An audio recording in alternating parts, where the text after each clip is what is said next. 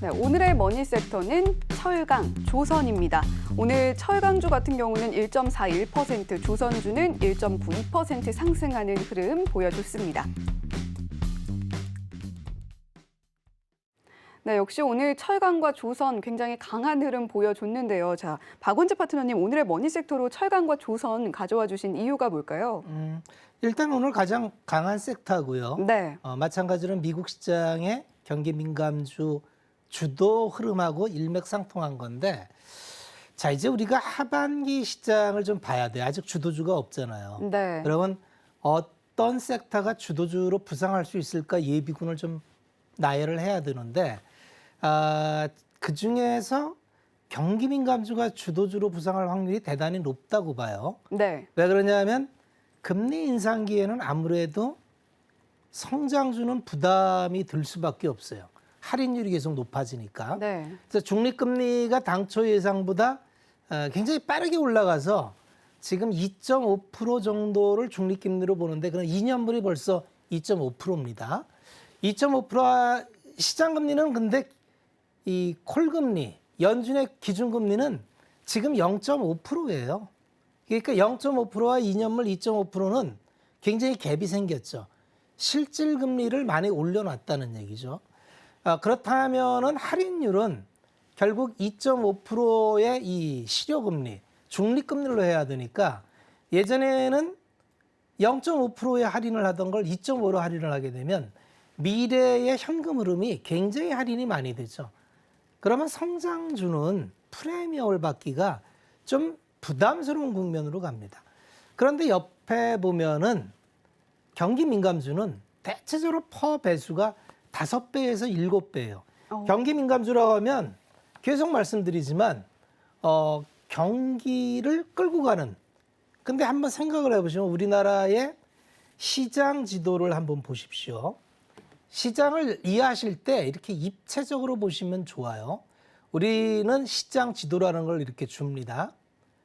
이게 시장 지도인데 그냥 한눈에 봐도 전기전자가 그냥 이만큼이죠.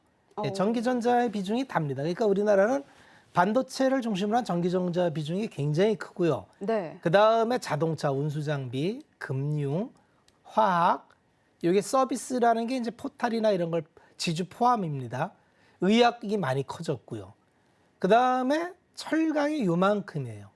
그다음에 건설 요만큼 뭐 이렇게 돼 있습니다. 그러면 적어도 주도주라 하면은 이렇게 덜에 지을 수 있는 섹터가 주도주라고 합니다. 그러니까 테마하고는 구별이 되는 거예요. 주도주가 나오면 이게 지금은 주도주가 전혀 없기 때문에 매일매일 테마만 도는데 시장에 주도주가 형성돼서 이게 시세가 나기 시작하면은 테마는 다 죽습니다. 이게 시장의 흐름으로 보시면 돼요. 이거는 어떻게 이해를 하시면 좋으냐면 시장엔 돈의 성격이 틀린 자금이 다 들어와 있어요. 그래서 어떤 돈은 무슨 수를 써서라도 비용을 커버해야 되는 돈들이 있는데 그게 단기성 자금들. 이를테면은 뭐 아주 단기에 들어와서 빨리 회수를 하고자 하는 자금들. 이런 자금들은 주로 테마주를 움직입니다. 그래서 이것도 세력이에요. 그런데 지금 시장에 주도주가 없다 보니까 오히려 테마주를 끌고 가는 데 있어서 힘있게 끌고 가기도 합니다. 그래서 그러한 흐름들을 보고 시장을 보는데 지금 주도주가 형성 안 된 지가 꽤 오래됐습니다. 이제 조만간 주도주가 하나 나올 만한데 주도주라 하면은 지난 가을에 한번 형성되고 없었어요.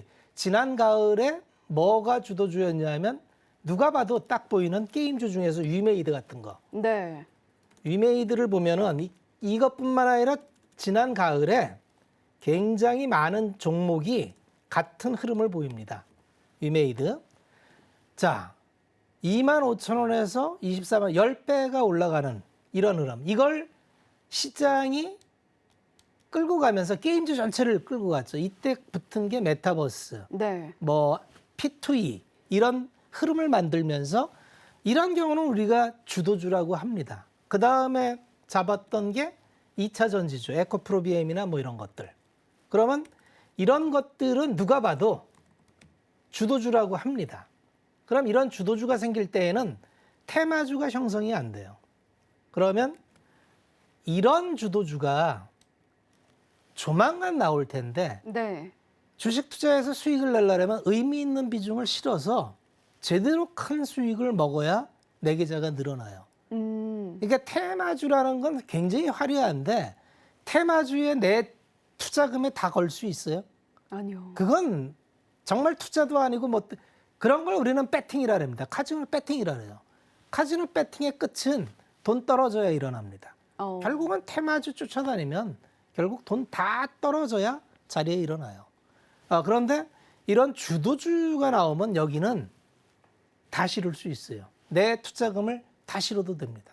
왜냐하면 이게 시장의 흐름을 리드하고 이 시장의 주된 세력들이 시장의 방향성과 맞춰서 가기 때문에 주도주가 부러져 가지고 다시 원점으로 가는 경우는 잘 없어요. 그럼 주도주가 아니죠. 그래서 그 주도주를 봐야 되는데 지난 봄에 금리가 오를 때 주도주를 형성했었던 게 있었어요. 그게 뭐냐면 경기민감주예요. 경기민감주가 작년 봄에 시세를 냈었죠. 현대제철도 이때 이렇게 쭉 시세를 내고 이때 금리가 0.9에서 1.7까지 급등을 할 때입니다. 이때도 똑같은 로직으로 금리가 급등을 하니까 성장주가 주춤하고 그때 이제 한창 핫했던 성장주 다 죽고 경기 민감주가 올라갔는데 이번 금리가 정말 빠르게 급등했는데 이번에는 경기 민감주가 전혀 움직임이 없었어요. 그래서 지금 QT를 마무리 짓고 시장의 불확실성이 웬만큼 해소가 되면 경기 민감주가 움직일 확률이 많은데 경기 민감주는 계속 말씀드리지만 경기를 선도하면서 끌고 가는 철강, 화학, 기계, 건설 뭐 이런 류를 우리는 경기 민감 반도체도 경기 민감주입니다. 이렇게 들어가고 턴어라운드라는 게 있어요. 지금 너무 안 좋은데 이게 돌아서면 무섭게 좋아지는 걸 우리는 턴어라운드주라는데 조선주가 전형적인 턴어라운드주가 됩니다. 그래서 오늘 이 철강과 조선 섹터가 굉장히 강한 시세를 냈는데 요거는 일회성으로 볼 게 아니고 계속적인 추적이 필요하다. 이렇게 말씀을 드리고 작년의 흐름을 한번 이어서 한번 살펴보시면 도움이 될 텐데 작년에 현대제철 같은 경우가 25,000원에서 63,000원까지 이게 주도주입니다. 경기 민감주 흐름이 나오면 이 정도 흐름이 나와요. 근데 지금 1년 이상 누워있고 이제 머리를 드는데 실적을 보면은 실적이 작년에 너무너무 좋았어요. 2021년 실적이 사상 최대 실적이야. 2조 4천억인데 지금 그 다음에 꺾인 게 피크아웃이에요. 더는 좋아지지 못할 걸 그랬는데 적어도 더 못 좋아져서 주가가 반토막이 날라내면 실적이 반토막이 나야 피크아웃 아니겠습니까? 근데 실적이 작년보단 못하지만 작년에 근사한 실적을 냅니다. 가격 정가가 다 되고 있다는 얘기고 뉴스를 보시면 철강제 가격이 철강제를 구분하고 뭐 철근, 후판, 강판, 냉연, 열연 모든 강제가 다 매달 가격이 인상되고 있습니다. 그러니까 그게 실적으로 나타내는 거고 작년에 정말 우뚝우뚝 섰던 그런 기업들이 여전히 실적이 나온다. 그리고 두 번째는 에너지 패권 싸움이 이제 본격적으로 접어들면서 마무리 국면으로 들어서는데 LNG가 이제 시장의 키가 됩니다. 결국은 러시아 우크라이나 전쟁은 에너지 패권 전쟁이다. 이렇게 보셔도 돼요. 유럽이 문제인데 유럽이 신재생 에너지로 넘어가는 그 중간 단계에서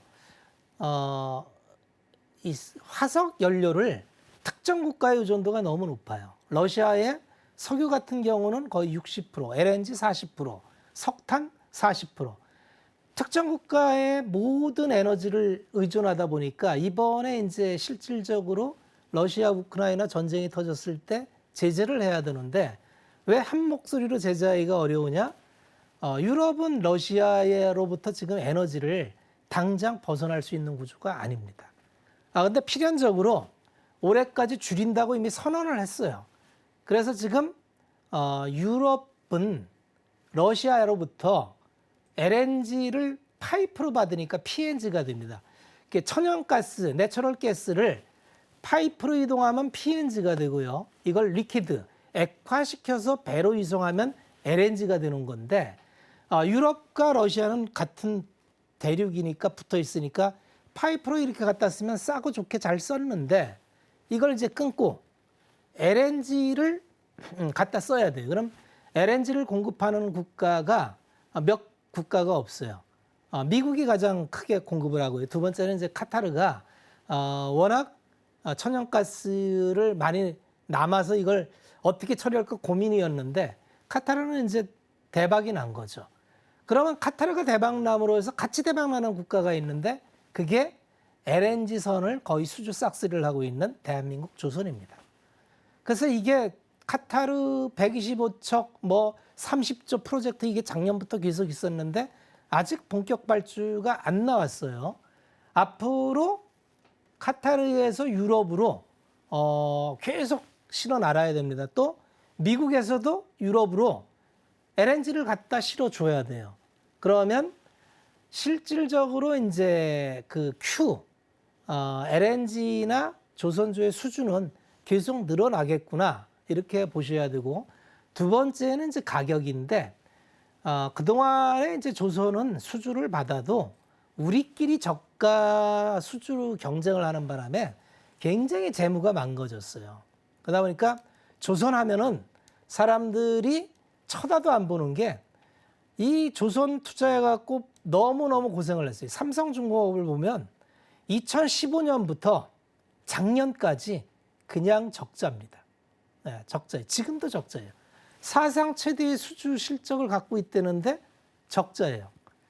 요거는 사업 구조가 헤비테일 구조라 해서 이제 보통 공사 진행 정도가 이렇게 긴 구간에 있는 거는 인도 기준으로 회계장부에 기록하게 회계 규정이 중간에 바뀌었습니다. 그래서 예전에는 기간 안분으로 이렇게 분할을 했었는데 지금은 초기에 착수금 받고 일부 10%만 받고 나머지 50% 이상을 배를 인도할 때 수익을 인식할 수 있어요. 그러면 지금 수주받는 게 배 인도 기간에 보통 2년이 걸립니다. 그러니까 지금 선가, 신조선가도 클락슨 자료에 의하면 사상 최고치로 계속 올라가고 있으니까 P와 Q가 늘어나니까 이건 좋아지는 게 그냥 당연한 거예요. 이제부터 조선은 좋아집니다. 다만 올해까지는 좋아지는 게 잘 안 보여요. 그러니까 시장에서 언제 이걸 반영할 거냐가 이제 중요한데 이게 이제 결국은 인내의 싸움이고 결국은 좋아지는 방향으로 가고 있다. 그런데 그게 시장에서 언제 반영할지는 우린 모른다. 근데 2000년 중반대 사이클 때는 적자일 때부터 굉장히 빠르게 반영이 됐었어요. 그래서 이런 것도 좀 눈여겨보면은 이런 게 주도주가 될 수도 있겠다. 이런 생각을 가지고 접근을 해보면 좋은 섹터다. 이런 말씀을 드리겠습니다.